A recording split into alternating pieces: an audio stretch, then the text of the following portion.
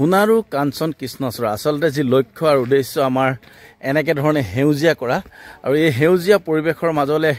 আমি গৈ আছোঁ আজি এখন ঘৰলৈ আচলতে এগৰাকী উদ্যোগী মহিলা ৰিংকুমণি বৰদলৈ বাইদেউ আৰু বাইদেউক আমি এটা সোণাৰু কাঞ্চনৰ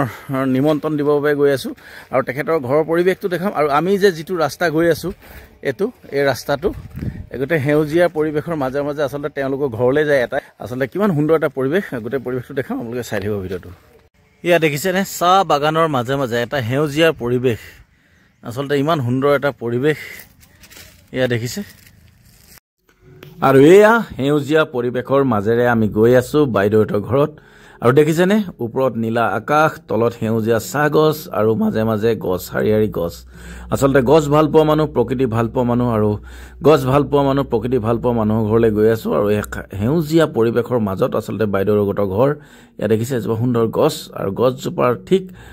অপোজিট সাইডত এয়া সৃষ্টি ট্ৰি ফেক্টৰী আচলতে সৃষ্টি ট্ৰি ফেক্টৰী বাইদেউহঁতৰ ঘৰ আৰু বাইদেউহঁতৰ ফেক্টৰীৰ পিছফালে বাইদেউহঁতৰ ঘৰ আৰু পৰিৱেশটো চাওক আপোনালোকে আচলতে ভিডিঅ'য়ে আচলতে ক'ব পাৰিছে নে নাজানো আচলতে চকুৰে আমি যিখিনি দেখিছোঁ সেইখিনি হয়তো ভাষাৰে বুজাব নোৱাৰোঁ আৰু এনেকৈ ধৰণে আমি চিধা আমি বাইদেউহঁতৰ ঘৰৰ ওপৰ বেলকনি পালোঁ আৰু বেলকনিত আমি আড্ডা মাৰিলোঁ বাইদেউৰ লগত বহুতো কথা পাতিলোঁ আমি সেউজীয়া কেনেকৈ ধৰণে আমি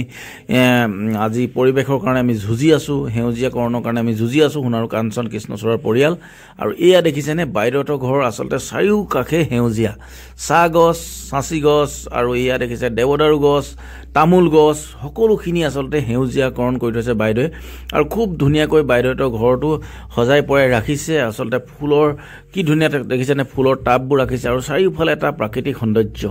আৰু এয়া বাইদেউৰ লগত থাকি সঁচাকৈ ভাল লাগিল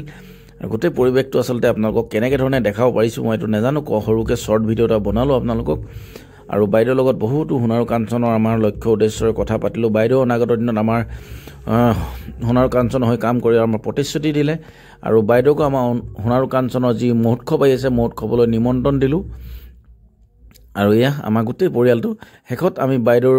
ফেক্টৰীটো অলপ পৰিদৰ্শন কৰিলোঁ বাইদেউৰ ফেক্টৰীটো পৰিদৰ্শন কৰাৰ লগে লগে আমি অলপ কিছু বাইদেউৰ লগত আলোচনা কৰি আমি এতিয়া